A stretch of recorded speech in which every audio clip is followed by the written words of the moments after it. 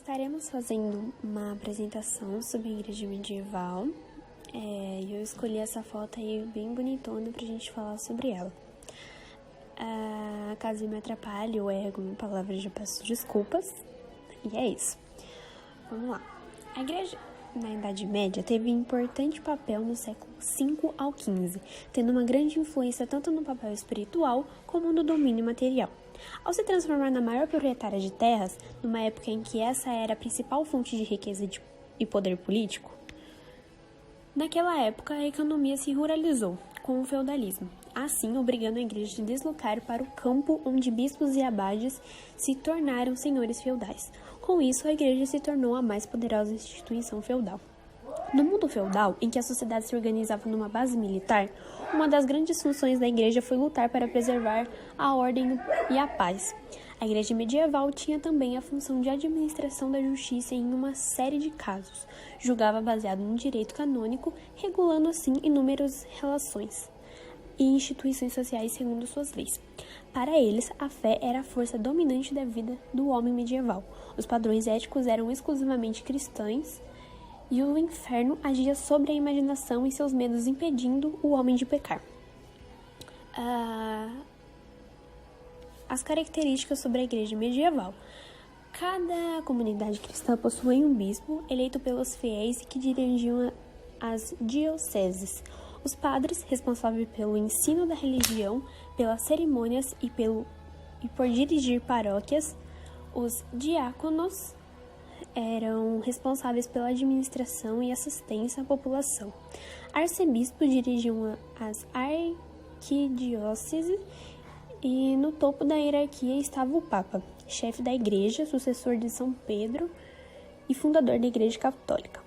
A igreja medieval tinha praticamente o controle do saber, o domínio da leitura e da escrita, porém exclusivo para os padres, bispos, abades e monges. Também naquela época existia as heresias e as inquisições.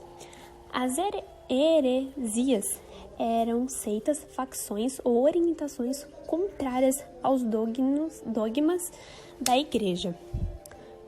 Entre as diferentes heresias estavam os valdenses, que pregavam que para salvar a alma o fiel não precisava de padre, e os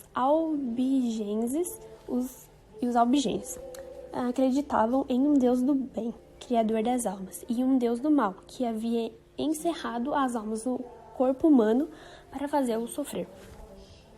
Eram de acordo com o suicídio e contra o casamento para evitar a procriação. A igreja criou a Inquisição, chamada Tribunal do Santo Ofício, para investigar, julgar e condenar, matando milhares de judeus, árabes e cristãos considerados hereges. Durante o período da Idade Média, e de forma mais específica, o feudalismo, a igreja era de extrema importância para as pessoas.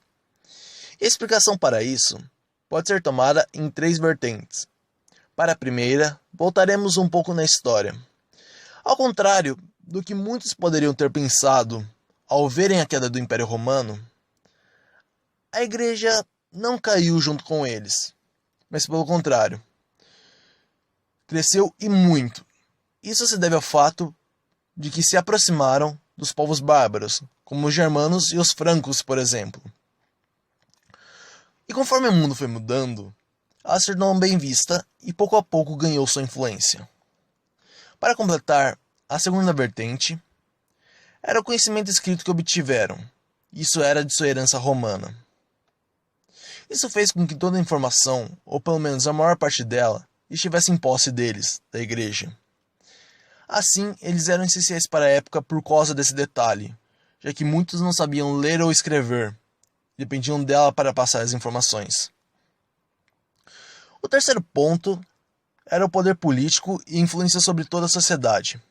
Ser do clero, por exemplo, significava estar no mesmo patamar da hierarquia que a nobreza, ou até mesmo, quiçá, maior do que a nobreza, em alguns casos bem específicos. A divisão da sociedade, por exemplo, era uma alusão à Santíssima Trindade, que assim como ela é dividida em três partes. Agindo tanto politicamente quanto espiritualmente, sua influência era retratada, demonstrada em costumes, tradições, na arte do período. Seus dizeres e aquilo que pregavam era a forma como os homens viam o mundo. Tiravam suas motivações e agiam suas vidas. Na época medieval, se media a fortuna e o poder das pessoas através da quantidade de terra que cada uma possuía, e a igreja era uma das maiores proprietárias de terras na época, como é até hoje, e também é pelo mundo todo. A igreja sempre influenciou muito nessa época os senhores feudais e os reis. Toda família nobre tinha que enviar um filho homem para servir o clero, e tudo era muito separado em hierarquia, como era uma coisa que a igreja sempre quis que mantivesse. Eram os nobres, os feudais, o clero e o povo que eram os operários. Como ela tinha influência direta nas decisões dos feudos e depois nos reis, ela também detinha toda a força do exército. Ela era tão poderosa que ela tinha a força do exército, a influência e todas as suas propriedades, o que a tornava o centro de tudo. Para manter essa força que ela demonstrava, qualquer pessoa que fosse contra a igreja ou falasse alguma coisa mal sofria suas consequências. Eles eram nomeados de hereges. Os hereges sofriam perseguições e eram torturados de formas horrendas para delatar os outros. Essas torturas eram extremas de forma que qualquer pessoa contava o que quisessem saber. Muitas pessoas eram queimadas na fogueira e expostas aos outros na rua. Assim eles não tinham seu poder e todo o medo de ir contra e sofrer as consequências. Nessa época também foi feita a Santa Inquisição, onde muitas mortes foram feitas em nome de Deus.